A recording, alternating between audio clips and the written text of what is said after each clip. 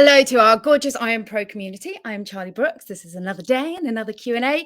Today we have with us the gorgeous Laura Whitmore. She is known for being one of our favourite presenters. Our paths first crossed 10 years ago when I came out of the jungle, and she's an absolute delight.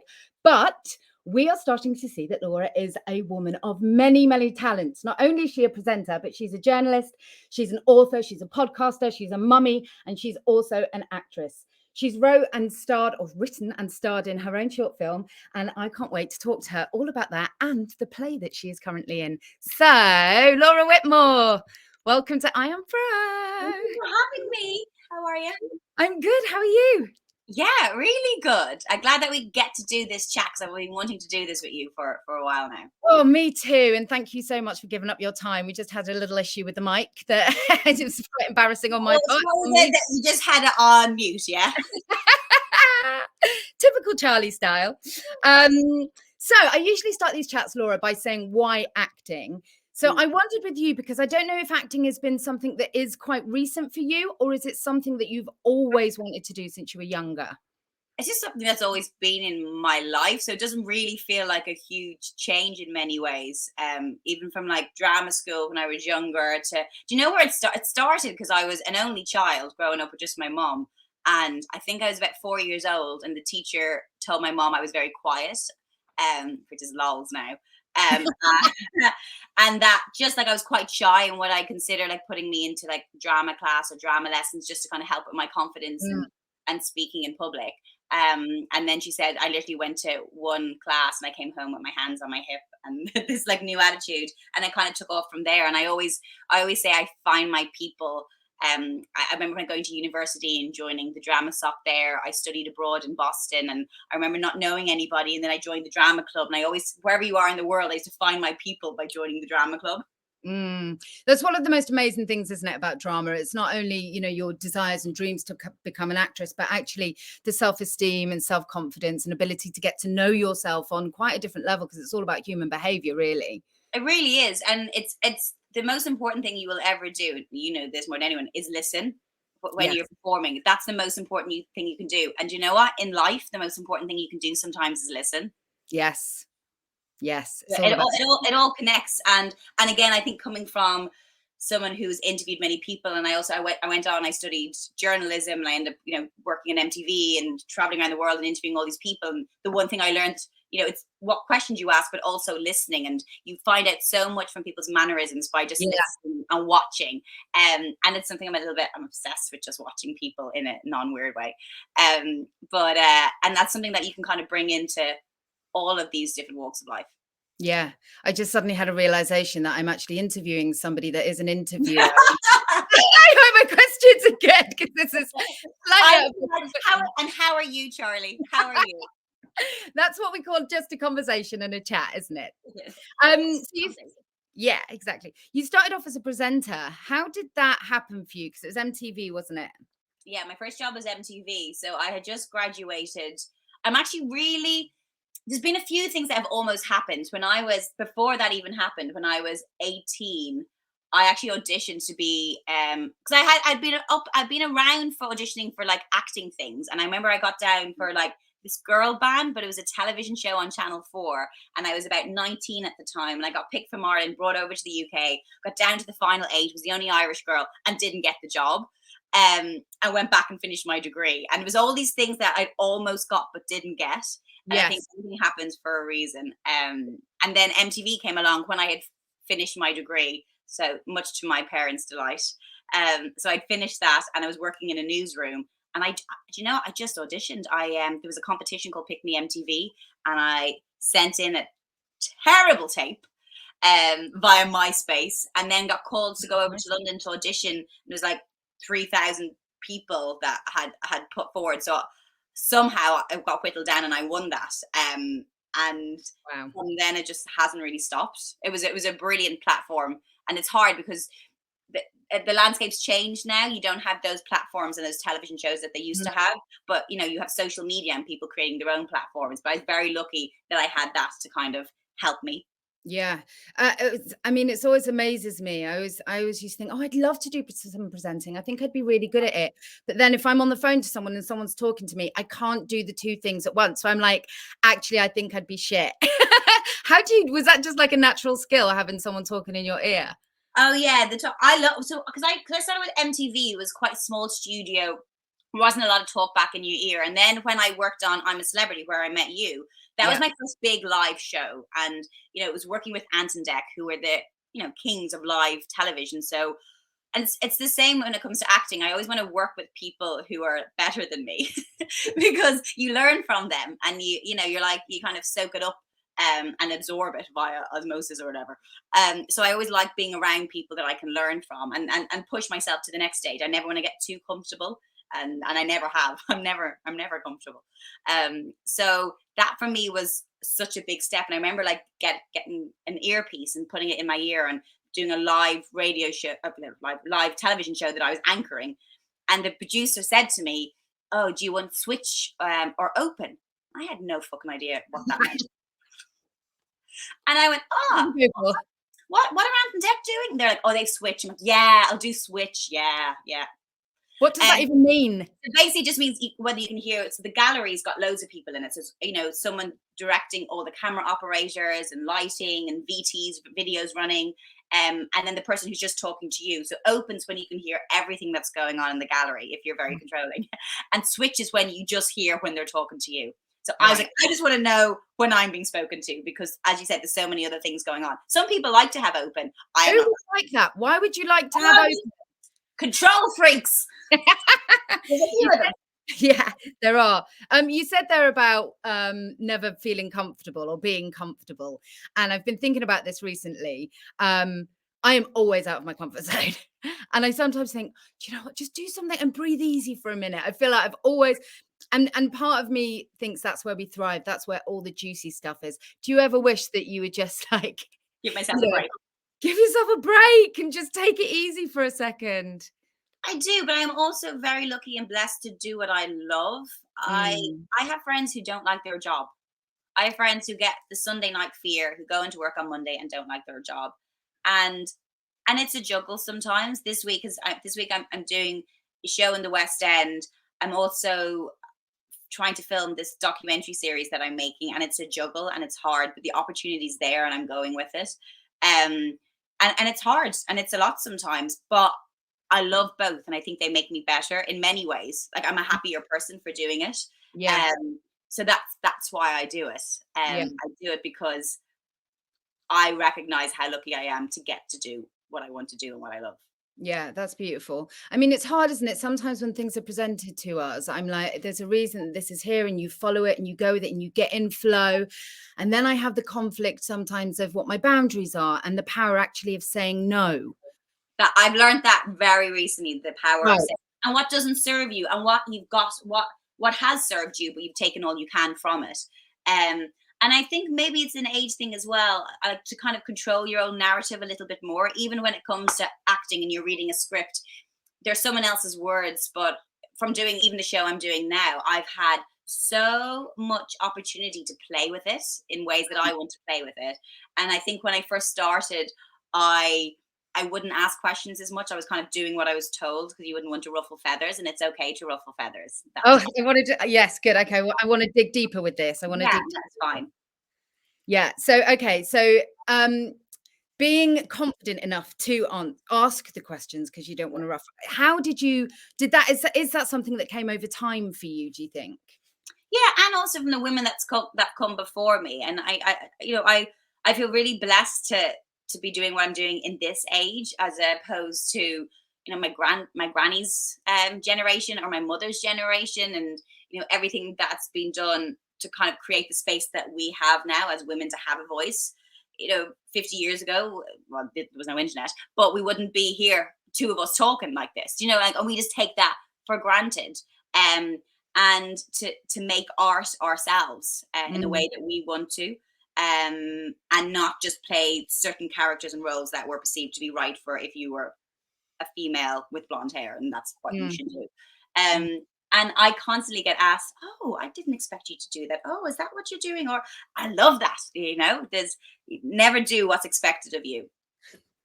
I love that too. We have to be curious and playful in life, I think. Do you know what? We've got one life. Yeah. Bloody live it and enjoy it and do what you want to do. I was in New York this week, and I love the band Haim and Esty from Haim, who plays the bass. And again, coming from the type of music that they play, which there's not as many all-female bands doing what they're doing. And she said you need to express yourself in the way that you want to express yourself. And there are many of us who express ourselves, but not the way that we want to, in the way that we are told we should. So I'm trying to take what I learned from all these brilliant women around me. Yeah, me too. I mean, it's so easy to stay in the box, isn't it? And for so many years, I was just like, stay small, do as you're told, be a good Don't girl. take up space. Yeah. Don't take up space. In the last 4 years, through doing a lot of work, I'm like, fuck it, actually. Let me follow that dream. Let me see it. My strap line, my word of the year is gentle, and my strap line is, let's just see what we can get away with. Oh, I've been like faking it till I make it for years. I'm just getting away with this. That's exactly how I feel. So you spoke a little bit about having been for auditions over the years and not got them. Yeah. Rejection, brutal rejection that we face. Talk to me about that. You learn you get more no's than yeses, but all it takes is one yes, doesn't it? And I think you have to believe there's a reason for it. So when I was 19 going for that television show, and I came so close. I was the only girl from Ireland that was brought over. I was like playing guitar. I was in this band. I didn't even play guitar that well. And then it was like the acting was the bit that I loved. And then, you're going through, I never had sides. I was going through scripts like this before. And it's like, oh my God, like this is the glamour of London. And then I didn't get it. And then I went back and I finished my degree. And then I auditioned for MTV. And I know for a fact I wouldn't have got the MTV job if I had got that acting job, because they wanted a fresh, unknown face. So now in hindsight, even though I was gutted at the time, in hindsight, I'm like, and that television show, I think, ran for 2 series. You won't even know what that show was. So it's, everything happens for a reason. I do believe that. Doesn't mean that you don't push and you don't try and you don't get sad. And I've had jobs as well recently where I've auditioned for something and not got it. And then I've met that casting director in another place for something else. And they're like, oh, actually, I remember seeing this and I really liked it. Because you don't always get feedback from. Sorry, someone was just calling me. You don't always get a lot of feedback from audition tapes. So, you don't really know, oh, maybe I was just shite, And then you bump into someone again. They're like, no, I saw that tape. I loved it. Actually, we've got something else coming up. And I do think the world works that. I don't know if that's happened for you, but for me, it feels like it works that way. Yeah. And casting directors never forget. I remember having like a sense of knowing it was going to be okay. And there was definitely a trust there, but I didn't understand or explore really what that was. Now I have a deep sense of what is for you won't go by you. And if something doesn't work out, there's a very valid reason for it. It'll come back round again. But it's still gutting and hard. And there's also comfort in knowing everyone's the same. Like the most successful people have had more rejections and more no's than yeses. The difference is the resilience, that they're still there. That's the difference. Yeah, you've got to keep going. Was drama school ever an option for you or a consideration? Yeah, so I ended up, I wanted to go to drama school initially, and then my father was like, well, what about a real job? So I ended up doing a degree in journalism, but I actually on the side was doing my diploma in performance. And I'd always been going to these drama classes, and then I ended up doing a few kind of summer schools, and then I ended up getting qualified to be a drama teacher on the side. Did you? Well, you shouldn't be saying that to me, because I'll be like, come on, Laura, come and do some drama lessons for us. But also I was just doing it for me. For me, that was almost like a hobby, and I loved the learning and the reading different scripts and just playing around with that side while I was doing my degree in journalism. And also it's when I was doing my degree in journalism in Dublin that I joined the Drama Soc, that and I also think we're very lucky with big universities. They've got some great stages and theatres. We were like in the Helix, which is a big theatre in Dublin. And I played Lady M in Macbeth. I played Annie and All My Sons, Arthur Miller. And I got to do all this stuff as I was studying my journalism degree. And then I entered the competition and became an MTV presenter. So do you know what I mean? not out the window. But all of those things were really important to getting me to knowing what I wanted to do and what served my purpose. Mm. And what does serve your purpose these days? Um, Things like, it's so basic, on the pure basic level, happiness. I've met a lot of actors who aren't happy. Yep. And that's and different people have different ways of I guess navigating through their craft and what they do. I'm not a tormented soul. I don't want to be a tormented soul. So I try to choose jobs that make me happy, be surrounded by people that make me happy. um I have a lot of friends who've worked on sets with people who shouldn't be on those sets. And I think now coming forward, like, that's something that's very important to me, that I'm only going to work in situations and conditions that I think are okay and that are beneficial for everyone involved. Um, and that comes, and that's happiness. You know, you walk off stage, you walk off set, and you're content with what you do. Always striving to be better. I think that will never stop. I will never be content. Happiness and contentment are two very different things. I don't Mm. think I'll ever be content, but I'll be Mm. happy. Yeah. Well, we always, is that, do you think, because there's some part of us that's not dissatisfied or always looking for more Yeah. somehow, Yeah, but that's just being a human. That's just us. isn't it? That's curious. Yeah. That's like animal instinct, which is actually Yeah, why I read the Sarah Pascoe book, which you should, if you haven't read it, you should read. It's just I the have. science of it all. That's just what we're always looking for, the next meal. Yeah. Yeah. Like, we're hungry. We're literally physically, the animal kingdom. We're looking for the next thing to eat, and that's what Mm. we're doing in life with jobs. We're looking for the next thing because we're Yeah. hungry. Yeah. That's great. Because I've been thinking about that recently. I'm like, what is it? When will it? Because I feel so happy and so blessed to have done, what I've done and be Yeah, doing what I'm doing. yeah. And then, but I'm always sort of looking for the next thing What's like the you. next And so thing? I've just been doing a little bit of work around that. And I think it is just about being curious. And I love challenging myself. And like we said earlier, pushing out of the comfort zone. I think it's really important. And what you said about people as well.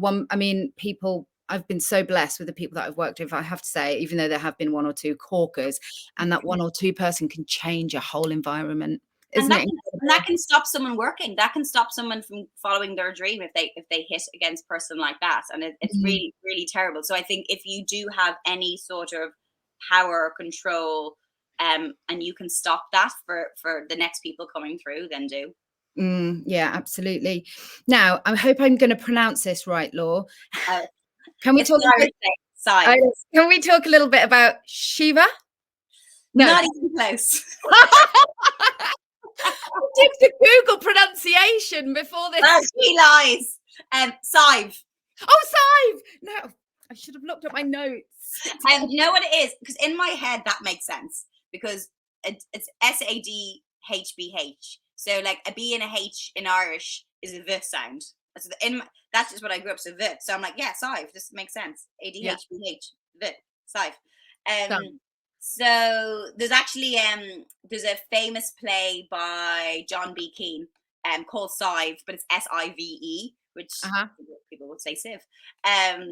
But Scythe is actually a gorgeous Irish girl's name that I love. But I wrote a little short film back in 2019, because I crossed paths with a beautiful director called Arjun, who I just always used to see. London's great because there's so many creatives. You bump into people at parties or friends of friends, and I have an actor friend who'd worked with him, and we wanted to do something together at some point. And I was presenting, and I still working a lot.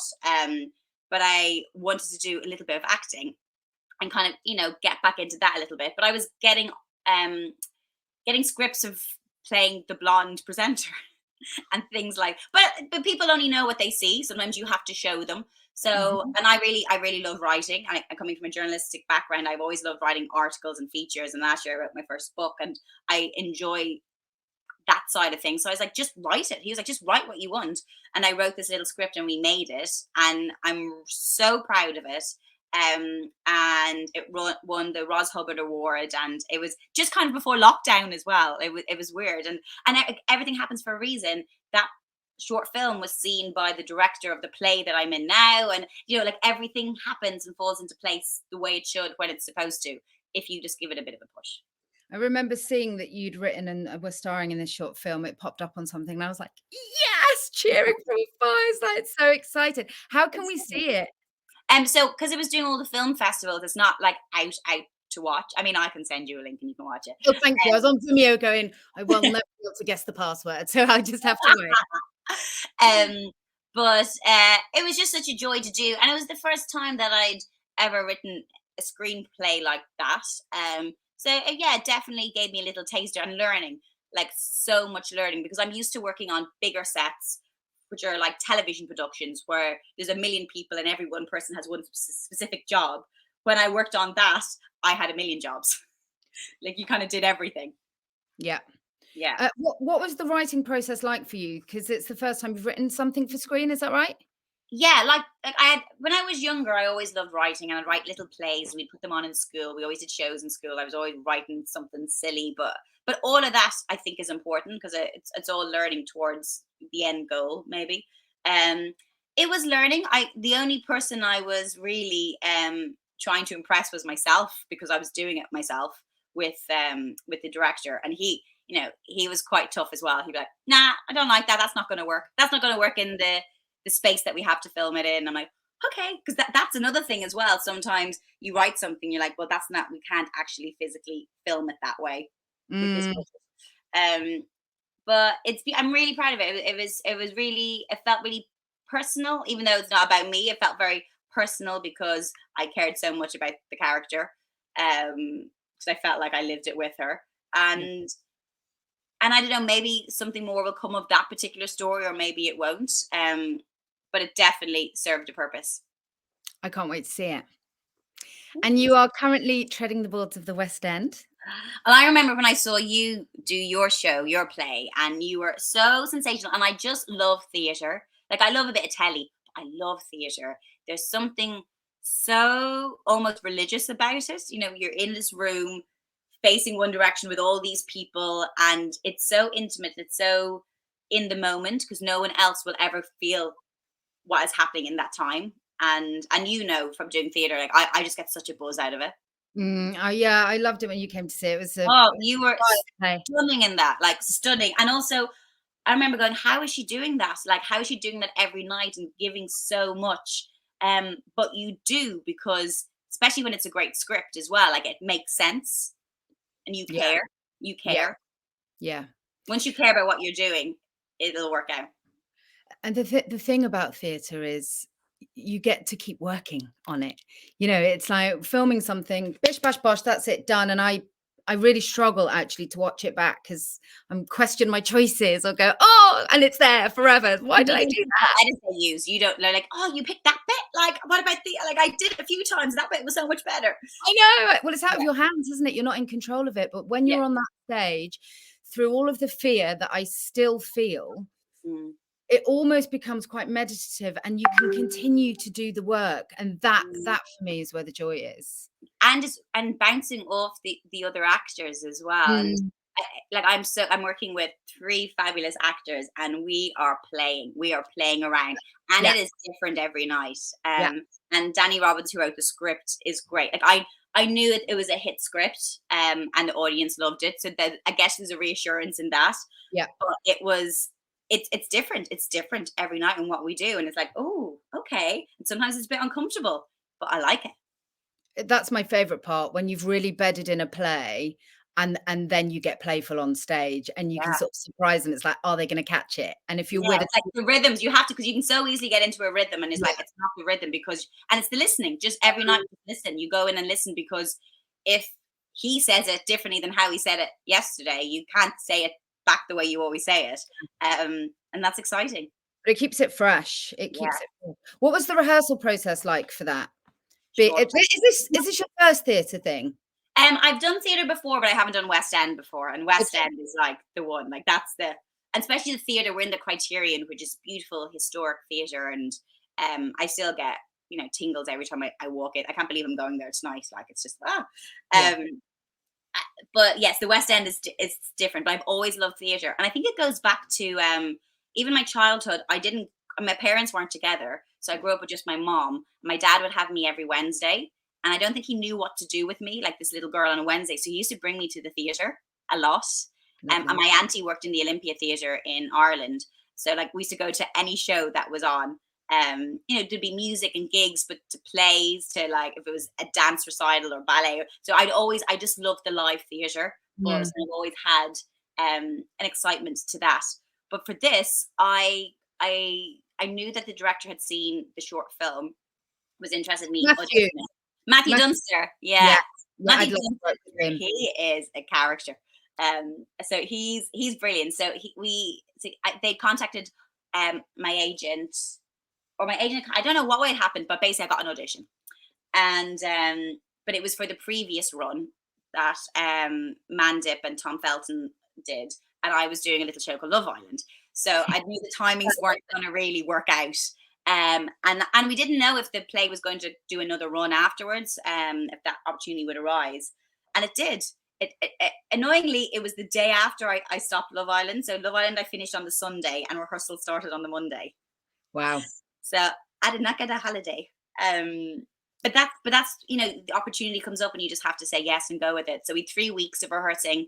Matthew making us do, and he used to make us do an hour of circuits in the morning before we started rehearsing, which I thought was mental, because you didn't have a lot of time to rehearse and learn the script. But now I realize, because the physicality of being on stage every night, and my character is just, she plays a new mom, and they don't stop. They're just constantly on the move. Yeah. And there's a carrying and moving, and I realized everything that we were doing had a purpose. And like, the circuits really helps me sit up off the beanbag every night and run around and do this and grab that.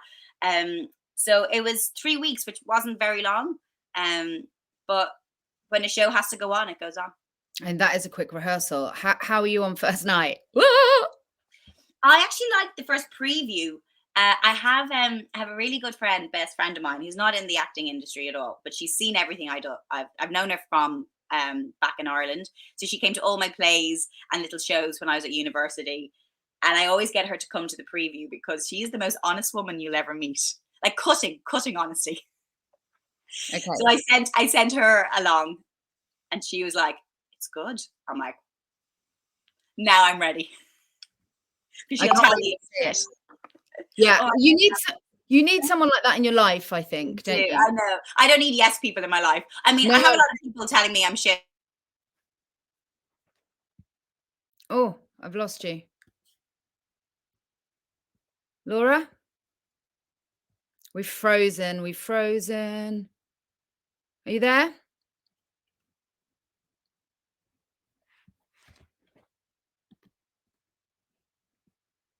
Laura? I'm gonna message her.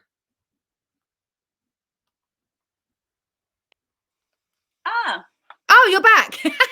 We're still recording. Oh, great, because a little buffering thing came up. I'm like, oh no. I know. That's really. I'm sorry. It's not been a technically smooth run. But we make it work. What were we talking about? We were talking about the West End. We were talking about rehearsals, math. What did he give you?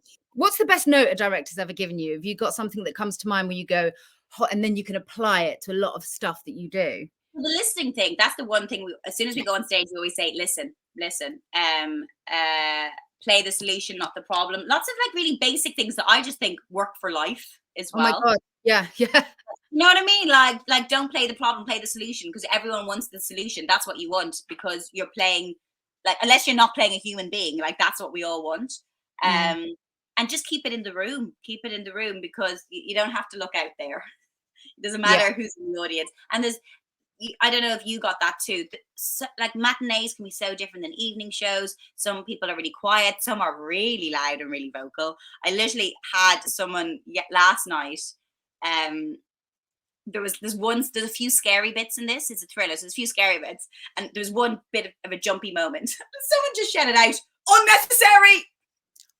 Really? And then I was like, okay, but obviously don't react. But you're just like, we've never had someone talk like. I mean, that's quite jarring if you're on stage, I think.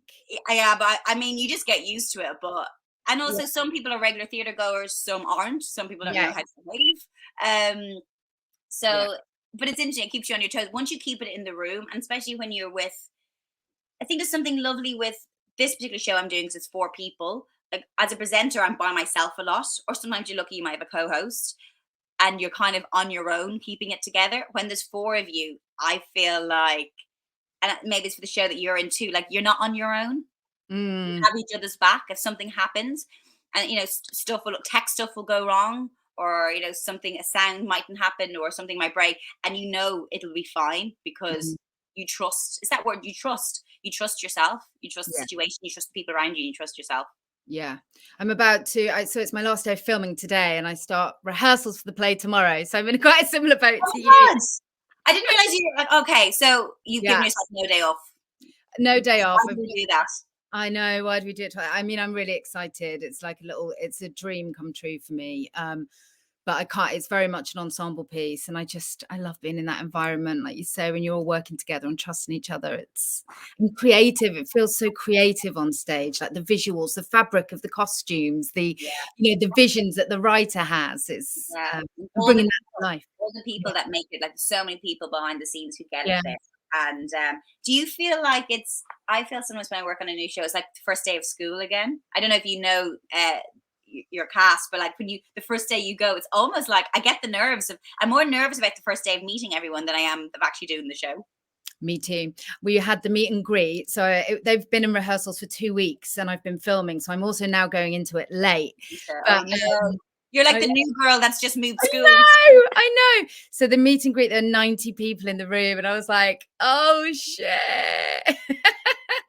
But it's wonderful, I think actually it's a good point because for years I had such a deep insecurity about when I was doing theatre that I wasn't good at, I bang on about this all the time, but it's my truth, that I didn't feel good enough. I had a lot of self-doubt. There was a lot of expectation that I put on myself mainly. And I was sort of in fear quite a lot, but I don't know whether it's an age thing, the work that we do on ourselves, the way I've looked after my mind and my body over the last 4 years, which is much more caring than it has been.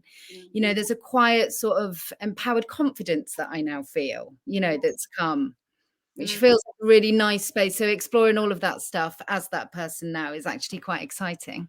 And I've just enjoy it in the now, because sometimes we reflect back and we're like, oh, wasn't that great that I did that, and wasn't that whole experience lovely? But I wish I enjoyed it more when I was doing it. So to actually get into something and just enjoy each day as you do it is lovely. I'm so excited for you. And also I think the contrast of going from TV filming to stage is lovely. Like it's so nice to jump around and do that. It keeps you on your toes. Oh, definitely. I feel totally blessed. One last question before we go, Laura. My phone has been beeping all through this. I think that's what happened before. I put it on silent. We talk a lot about looking after our mental health in this community and making sure we stay sane and sharing our fears and successes and rejections. Is there anything that you do particularly, any rituals that you might have that really help you to take care of yourself? There's a few things. I guess knowing what your triggers are as well, that's something I've worked. There are certain things that can trigger me to feeling anxious and trying to stop doing that, whether that is like watching the news before you're doing a performance, or reading a newspaper, or looking at something online that's like negative before you go on stage, or being surrounded by certain people. There's like different triggers that I can do that I'm like, I'm not in that space, I don't want to deal with that right now, or that this isn't the time to do it.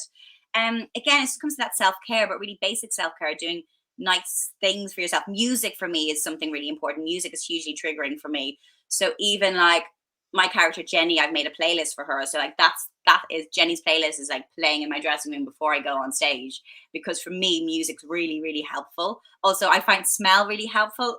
Every time especially with the few acting roles I've done, like each character has a different scent or no scent sometimes.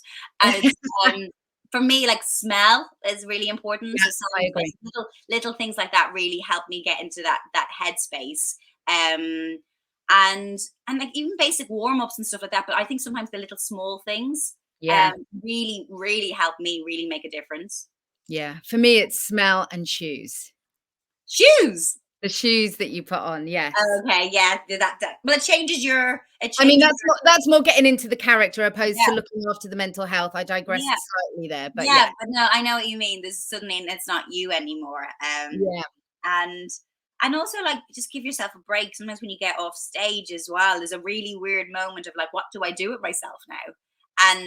And our play is, you know, hugely emotional. And I remember seeing yours was hugely emotional too. And it's like, what do you do with that? And we yeah, work with a really great vocal coach who just like, this is something I probably should have known already, but just like, it shouldn't cost you. It shouldn't cost you when you leave the theater. Whatever you do in that theater, it shouldn't cost you. Don't bring it home, and how yeah, you don't, and how you shouldn't bring it home, and ways to kind of get around that, and little tricks, and also learn things from people who've been doing it longer than you. yeah. And then you're trying to pick up that as well, what works and what doesn't work, because it shouldn't cost you. So I find it really hard to know, what do I do when I come off stage? Mm, What do I do with all this adrenaline? And it's putting that in the right place and kind of mm, cooling down, and yeah. then just going home. If you had one bit of advice for your younger self, my darling, what would that be? It's going to be all right. I don't even give advice. I'm just going to say it's going to be fine. Trust yourself. Just Trust your trust. gut. Honestly, like, and even things that haven't worked out, I've been like, I fucking knew that person was funny. I just fucking knew. Trust yourself. And the things, I don't really have regrets, but there's been a few occasions maybe and things which I wasn't sure about and I didn't say anything. And then looking back, I was like, I probably should have said something about that and not left it till the end. Mm, But it's hard when you're new in an industry. I think we're really lucky now that my voice is heard more than it would have been heard maybe 10 years ago. yeah. Having a platform and social media definitely helps with that. Mhm. So it's a different time as well. Like, I think it'd be so weird if I was young now. I don't know how I'd behave with social media, because I kind of was, I wasn't around when I was starting. When I was on MTV, I didn't really know if people didn't like what I was wearing, because Yeah. I was fucking wearing it and I didn't have that interaction. Like with theater and plays, and you get, oh, do you read the reviews? We don't. Reviews aren't as, like, reviews are important, I guess, to the show and selling tickets, but each individual is their own reviewer. Each individual can go online and write what they think of the show. So it's a different landscape, or they can write what they think of a television show. And we've seen shows cancelled and then come back because the audience demand it back. And it's a different time. So Mm. I just trust the process and just do what you feel is right in that particular time. It's a difficult time for young people, I think, being born in the social media age. Do you find you have quite a tough skin? Like, how do you manage? Sorry, just Yeah, yeah. wanted to ask this. This is the last question. How do you manage that if something negative is written about you? Do you read it, or is it water off your a duck's back? I don't think there's such a thing of getting, like, how do you get you need a thick skin to work in this industry. I don't think we get a thick skin. But I think if I got a thick skin, I wouldn't be able to act, because I have to be able to have emotions like Yeah, permeate, and that's really yeah, important. So I don't have a thick skin and things can hurt. But there's also a lot of like absolute hilarious wild stuff that kind of makes you giggle because it's so crazy. And you read it about other people too. And I remember once I had this thing, just to give you an idea, like, there's a thing in a paper about my house and like the different rooms in my house. mm, And every single picture was like me in different hotel rooms, and I was like, that's not even your house. But there's like, it's so bizarre, and Laura lives here, and she's like, she earns this amount of money, and I was like, I fucking wish. Like, yeah, and sometimes you just have to take it with a pinch of salt, but then sometimes there are papers that will create this narrative of and try to be up. Well, she doesn't deserve to live here, and she doesn't deserve to be paid this. What does she do? And it's like that. First of all, that's not even the true story, but you're also creating this online hate that's unnecessary. And I think for me, it's stepping away from things that aren't good, but also you can't change because it's so far from the truth anyway. yeah. And that doesn't really hurt me because it's so ridiculous. Mm. And then there can be, like, the most hurtful thing someone can say is something to you that you think about yourself already. Oh God, I know. You know what I Yes. mean? If someone says, like, I mean, I've had also like, oh, you have a weird shaped head. I'm like, I've always thought I had a weird shaped head. I know. So like it's just, yeah. So that's like no one will ever say anything as bad as what you say to yourself. Is what I'm Yeah, saying. that's very true. I'm going to leave it there, darling. I think you're wonderful. You definitely don't have a weird shaped head. Good luck Good luck for the rest of your run. I'm in town, so the next 2 weeks, I'm gonna be there. Yes. I will. I'll message you when I'm in. Thank you, Laura. So good to Thank see you you. so much, love.